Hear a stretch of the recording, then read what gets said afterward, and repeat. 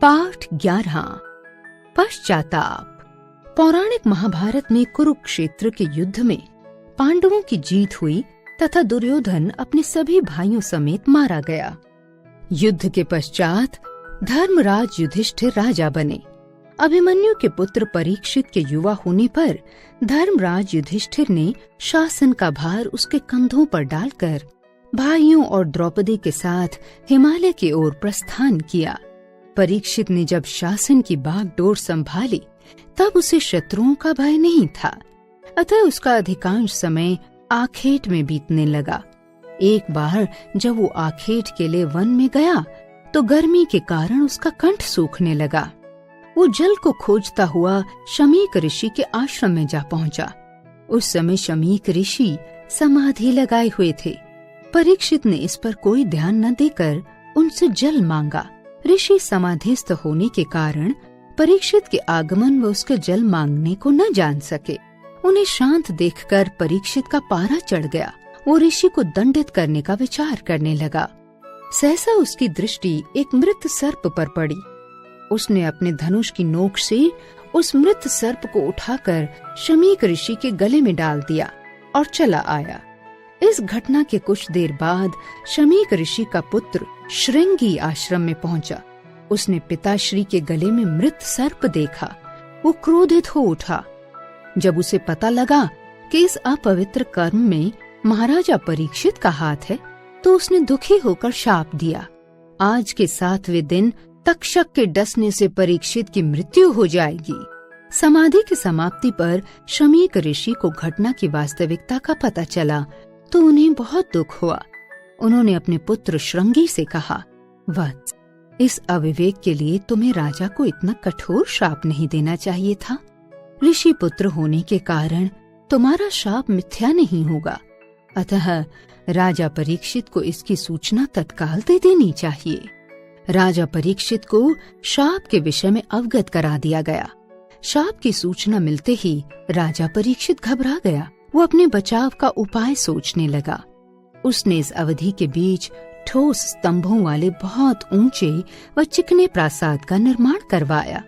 उस प्रासाद में किसी भी सर्प के पहुंचने की आशंका न थी। अब राजा परीक्षित उस नए प्रासाद में रहने लग गया। उसने अपने पास सर्प विष नाशक औषधियां रख ली। उधर श्रृंगी के श्राप से प्रेरित होकर 7वें दिन तक्षक तपस्वी के वेश में राजा परीक्षित को डसने जा रहा था। राह में उसकी भेंट एक वृद्ध ब्राह्मण से हो गई। उसने उस वृद्ध ब्राह्मण से पूछा, बंधु, आप कौन हैं और कहाँ जा रहे हैं? उस वृद्ध ब्राह्मण ने कहा, मैं ब्राह्मण कश्यप हूँ। आज राजा परीक्षित को श्रृंगी ऋषि के शाप के अनुसार तक्षक सर्प डसने आएगा। मैं अपने मंत्र बल से उस सर्प के विष को नष्ट कर राजा के जीवन की रक्षा करूंगा। इससे मुझे अथाह धन की प्राप्ति होगी। वृद्ध ब्राह्मण की बात सुनकर तक्षक का माथा ठनका। फिर कुछ सोचकर बोला, अच्छा, क्या आप मंत्र बल से किसी मृतक को जीवित कर सकते हैं?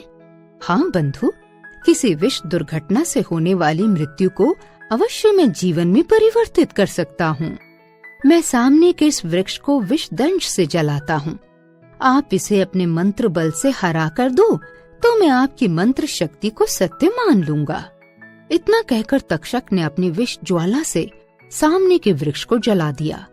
मांत्रिक ब्राह्मण कश्यप ने जब मंत्र सिद्ध जल के छींटे उस जले हुए वृक्ष पर फेंके तो उस वृक्ष में कोंपले फूट आईं।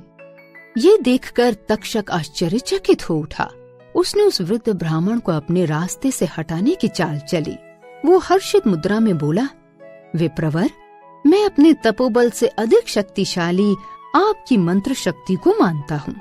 जितना धन आपको राजा परीक्षित से मिलने वाला है उससे अधिक मैं दिए देता हूँ। उसे लेकर आप वापस लौट जाएं।